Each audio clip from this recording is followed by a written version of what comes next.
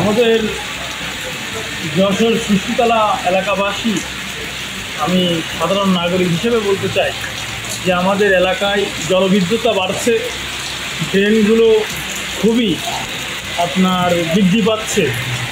যেমন পানি, রাস্তাঘাট ডুবে যাচ্ছে, ড্রেনে সেইভাবে জল ভালোভাবে যাচ্ছে না।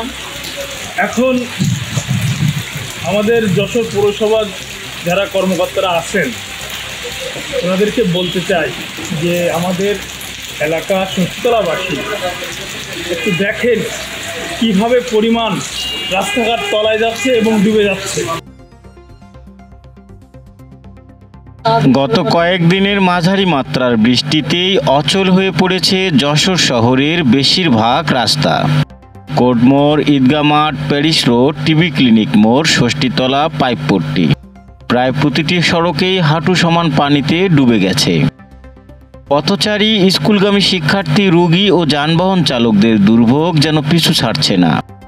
শুধু সাধারণ মানুষ নয়, অ্যাম্বুলেন্স সহ জরুরি যানবাহনের চলাচলও ভোগান্তিতে পড়ছে রাস্তায় জমে থাকা পানির কারণে। বিশেষজ্ঞরা বলছেন, যশোর শহরের দীর্ঘদিনের পরিকল্পনাহীন ড্রেনেজ ব্যবস্থাই এই বিপর্যয়ের মূল কারণ। বৃষ্টির পানি বের হওয়ার কোনো কার্যকর পথ নেই, ফলে একটু বৃষ্টি হলেই সৃষ্টি হয় ভয়াবহ জলাবদ্ধতা। ক্ষুব্ধ যশোরবাসীর প্রশ্ন, কর দিয়ে কি আমরা এই দুর্ভোগেই কিনছি? আর সামাজিক যোগাযোগ মাধ্যমে চলছে ছবি ও ভিডিও শেয়ারের ঝড়।